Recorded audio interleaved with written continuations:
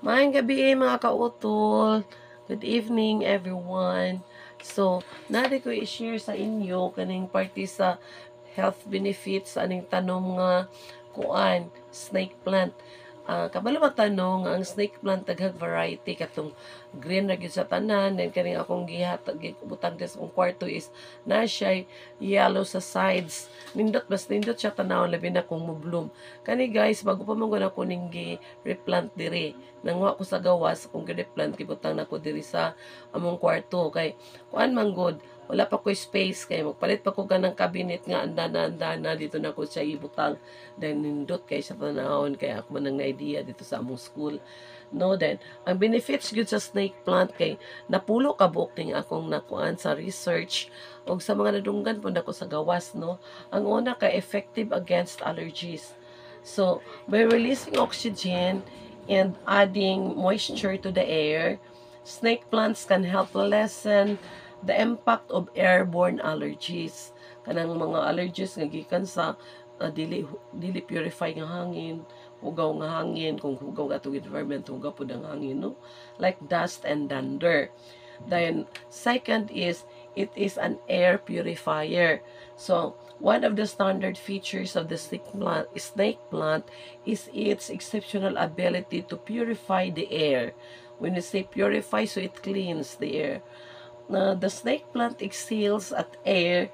It works diligently to remove toxins such as formaldehyde, benzone, and xylene from the surrounding. Gibasa na ko to guys kay murag lisod siya kanang memorization kanang benzone, xylene, and formaldehyde from the surrounding. So mga kuan na siya, mga toxic mga kuan sa atong palibot.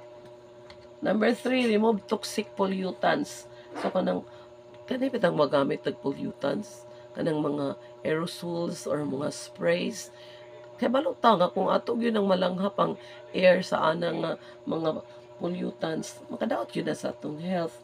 So snake plants have the ability to help remove toxic air pollutants. Number 5, a great oxygen-producing house plant. So, kusog siya mo, emit og oxygen which helps us to feel cold or not warm. Then, snake plant continues to convert indoor air into usable oxygen at night. So, number 5, better sleep. So, snake plants emit oxygen at night and trap dust particles, giving you a more relaxed sleep. It is believed that because snake plants convert carbon dioxide into oxygen at night, it can improve the quality of sleep. Number 6, home decor. No, practically, when you look at it, most especially if it is well grown na, as I said, it just replanted. So, it is good to look at. It is pleasant to the eyes. So it can be a good home decor. Apart from environmental health related and spiritual snake plant benefits, they are great for use as a part of our home decor. Number 7, anti-cancer. So siguro kung grabe na gid yung cancer, dili na gid siya maga-treat guys, no?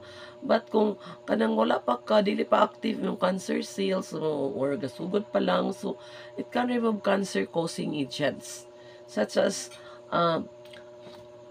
toluene, xylene, and benzene, no? Toluene, xylene, and benzene, and formaldehyde, as I said a while ago, they can be in our surroundings, no? So, kung natay kanini ang snake plant sa atong sulod, so, ma-remove to mga cancer-causing agents na gingalan ako sa to. So, yun, xylene, benzene, and formaldehyde. Number 8, it improves mood. Kanabit ang muli ko gikan sa sa guys sa eskwelahan. Kapoy, nagyud kaayo, labi na mga bata, karon nili na magud use as usual sa una nga behave jud kay sila, dapat imod silang pagustuhan, kay lahi naman kuno ilang generation, kung kita na ta sa kuan, generation nga lahi sa ila, mingon sila nga inyo man tong generation na mo halay naman po, so ayaw may compare, no. So no, then mo abot sa balay stressful na kayo, but kung mutanaw ka ani nga tanom labi nagdaghan gyud ang imong makuan kung spacious ang imong balay, makakuan siya, maka-relieve sa stress ang imong mood nga mura kaga gisapot, ma-relieve siya, no. Snake plant propagation can help improve our mental state. Number 9, absorbs carbon dioxide. So, best observer of carbon dioxide, absorber, I should say, absorber. It absorbs carbon dioxide and toxin particles from the air while releasing oxygen into the air. And number 10, drought tolerant. So, it is easy to take care because even if without much water supply in your home, it can still be alive, because it is a succulent plant wherein there are their leaves is kanang watery ba, so they can stand out with sunny or warm days. So as a succulent, the snake plant exhibits a remarkable drought tolerance. It has the ability to thrive even in the conditions where water is scarce. So bisan og kanang usahay na magyud tay panahon nga natay kuan, natay water supply, pero usahay mga 2 days nga madaot ang connection, mga tubo, so wala tay tubig. But with a snake plant, we could still relax even if without water, because they can stand out with a condition where water is scarce. So ana lang yun mga guys, dayon kung naatay additional ani pwede po ta mo comment o mo share dayon.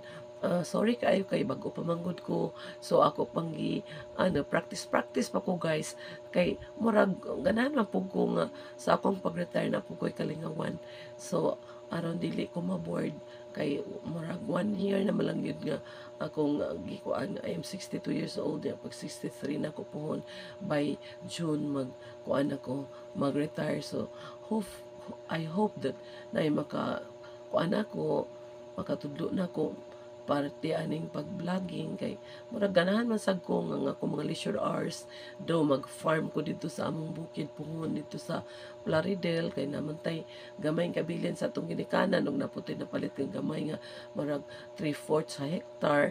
So nga atong iipon dako dapod siya nga area.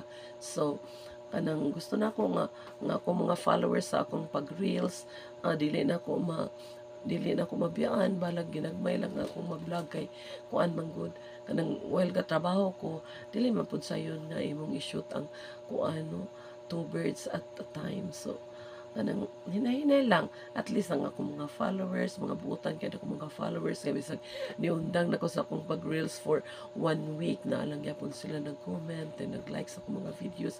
I hope inana pud guys ang mahitabo diri sa YouTube, kay ako mag-upa kong ga-open og YouTube karon pa lang yun nga kahapon gabi dayon ang akong gibuhat yun sa FB ra ko nag-reels, pero gusto ko nga makuan pa yun ba, makuan pa yun ako ang pag-vlog sa YouTube, kay gusto na ko nga sa akong pag-retire na ako'y kalingawan para dili po ta magdaot guys, kay kung mudritso mangud tagpahulay sa itong trabaho niya wala na tay kabalahan, magdaot naman hinuon ta magsila takigda sa balay.